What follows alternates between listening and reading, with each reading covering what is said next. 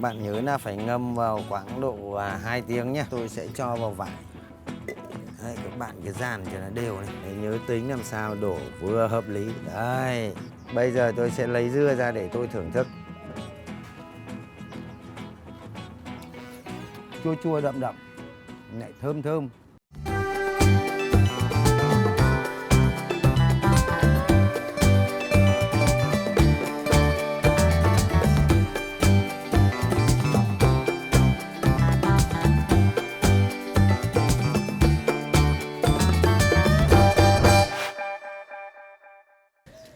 Các bạn ơi, tôi xin chào các bạn. Hôm nay tôi xin giới thiệu về các bạn là một cái món này là món mà chúng ta nhìn thấy là nó đã gần đến ngày Tết rồi các bạn. Đây là món dưa hành. Món dưa hành này thì ngày xưa tôi cũng đã làm nhiều rồi. Mà gia đình tôi lại có cái mảnh vườn nó rất là rộng. Thế các cụ trồng là khi củ nó to lên bắt đầu các cụ mới dỡ, nhổ lên là nó lên hết, về đánh luống mà các bạn. Cho nên là nhà tôi không phải mua. Bởi vì ngày Tết các cụ thường xuyên hay nói là bánh chưng xanh thịt mỡ dưa hành. Cho nên là hôm nay tôi lại giới thiệu với các bạn một món dưa hành này. Cũng là một món ăn rất là ngon, dân dã, nó là cổ truyền đấy các bạn ạ. Cái này nó rất đơn giản các bạn ạ. Bởi vì chúng ta khi cắt xong chúng ta gồm có là chỉ có muối này và đường. Đấy, có hai món này. Chúng ta phải luôn có một cái vại. Đây là vại. Vại hoặc là chum phải bằng sành sứ nha, các bạn nhớ là như vậy. Tôi được thấy như các cụ nhà tôi là cứ phải nhổ trước đi 2-3 ngày. Xong cắt để cho nó hơi héo một chút. Đấy, nó hơi khô vỏ này để cho nó săn lại cái củ hành. Bóc cái này nó cũng là một cách là phải cẩn thận, phải để xa ra một chút. Các bạn vì bóc cái này nó rất là hăng, vì nó còn tươi.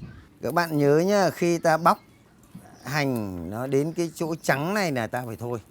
Đấy, làm sao gọt cho nó đẹp. Đấy, không có cái rễ nào nó còn bám vào đây.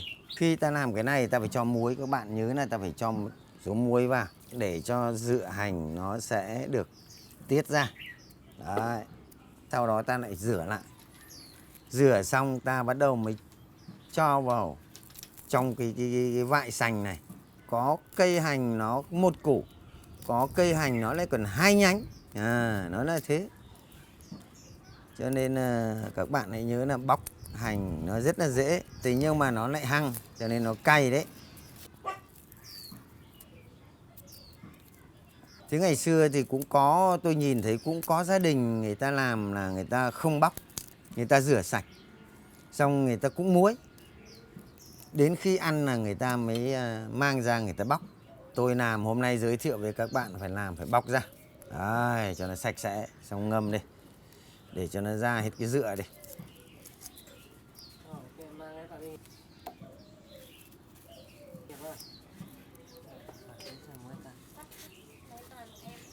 Tôi sẽ để ngâm vào khoảng độ 2-3 tiếng cho nó trắng và cho nó ra hết nhựa. Nếu các bạn muốn trắng ấy, các bạn trắng mà nó càng lon càng thích trông đẹp nữa thì các bạn cho một chút giấm. Các bạn nhớ là phải ngâm vào khoảng độ 2 tiếng nhé, cho nó ra hết dựa này. Xong rồi các bạn rửa thật sạch. Thế là các bạn mới cho vào trong cái vại.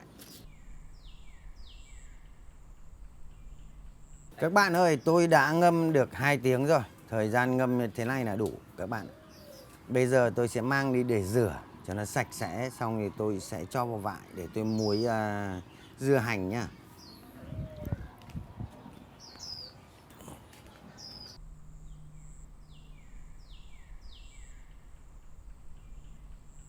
Đây tôi đã rửa sạch hành rồi. Sau đó tôi sẽ cho vào vải.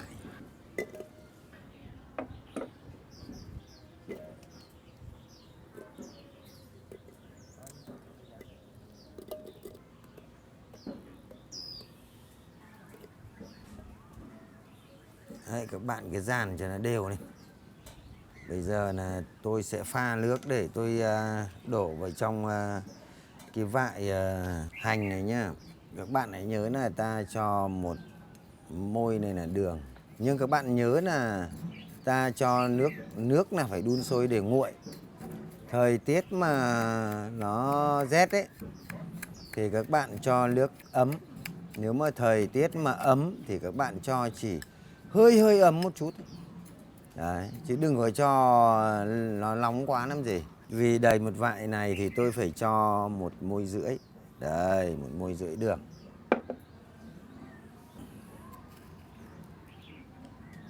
Các bạn hãy nhớ là tôi phải cho 2 muối. Đây. 2 muối. Các bạn nên nhớ làm sao cho nó vừa hợp. Đậm quá thì nó mặn, các bạn ăn thì nó mặn quá. Nhưng mà nó nhạt quá thì lại nhanh chua các bạn. Thế cho nên là các bạn cho làm sao tỷ lệ nó phải hợp lý.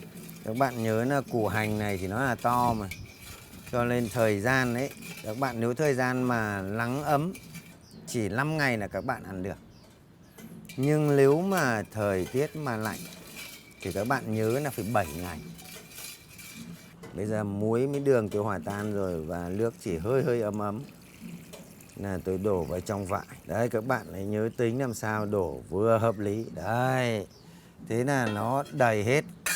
Các bạn ơi, khi các bạn cho bắt đầu nước nó đã được đủ trong cái vại này rồi thì các bạn nhớ ta cho một cái đĩa. Đấy, ta ấn nó xuống thì nước nó sẽ nổi. Đấy, nó sẽ vào lòng đĩa. Đấy, thế là nó sẽ tạo được một cái vị lén hợp lý. Thì hành nó đỡ bị ủng này. Để lâu là đỡ ủng là một. Cái thứ hai là đỡ rộp cái củ hành mà ta muối. Sau đó các bạn sẽ đậy cái nắp lên lại. Nhưng các bạn hãy nhớ rằng chỉ trong đến ngày thứ 3 thôi thì nước bỗng dưng nó sẽ nhiều hơn. Chín hành thì nó tóp dần rồi nước nó sẽ lẩy lên. Các bạn lưu ý là ta lên để vào một cái khay. Phòng khi mà nó tràn nước ra ngoài thì cái khay đó đã đựng được nước cho nên là đỡ dàn ra ngoài. Đây, bây giờ tôi đậy này. Bây giờ tôi sẽ mang vào để vào cái chậu.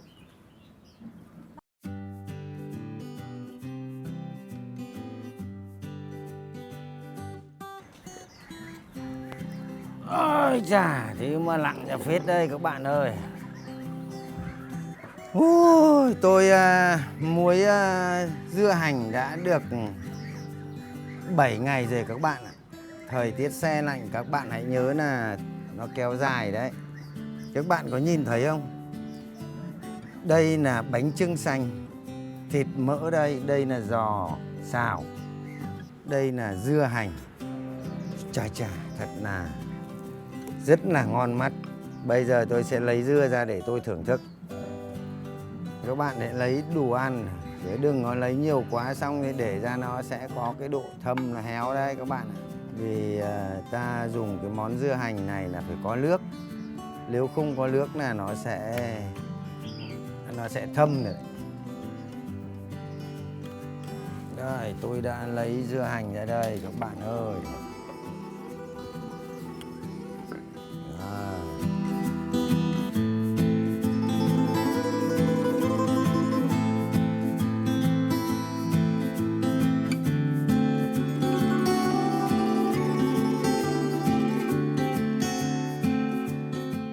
Các bạn ơi, bây giờ tôi thưởng thức cái món mà tôi làm ra đây. Đây là dưa hành. Đây, xem nó có hấp dẫn đến mức độ nào.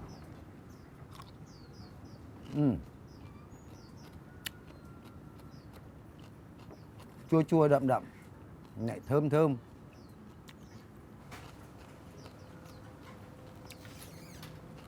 Cái vị đậm là vừa, nó có hơi một chút chua chua thôi, nhưng chưa phải là chua nhiều. Rất là ngon. Cái món này để ăn bánh chưng.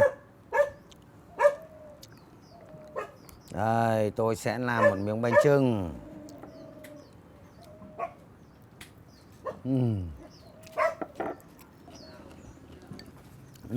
Bây giờ tôi phải thưởng thức một miếng giò xào.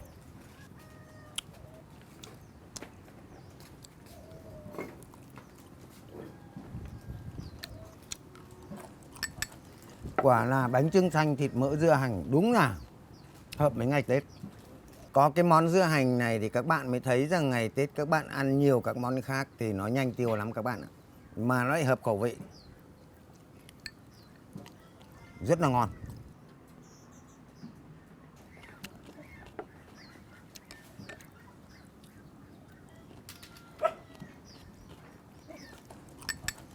Tại sao hành ở ngoài chợ bán dưa hành thì lại nó trắng phau lên. Mà của tôi muối nó lại có hơi ngà ngà. Đây là thực tế là mình tự tay làm. Mà tôi không cho phèn chua. Nếu các bạn mà cho phèn chua vào thì nó trắng phau luôn. Cho nên tôi để tự nhiên. Tự nhiên mình muối như thế nào mình dùng như thế. Các bạn nhớ là như vậy.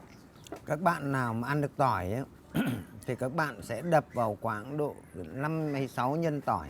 Thì nó cũng có một cái hương vị nó thơm. Mà các bạn hãy nhớ là ta cho một chút vào thì nó sẽ giảm được cái váng ở cái vại dưa. Xin cảm ơn các bạn đã theo dõi và ủng hộ kênh. Rất nhiều các bạn đã đề nghị yêu cầu tôi làm món dưa hành. Hôm nay tôi thực hiện. Xin cảm ơn các bạn đã ủng hộ tôi và chia sẻ cùng với tôi. Xin chân thành cảm ơn các bạn và xin chào tạm biệt.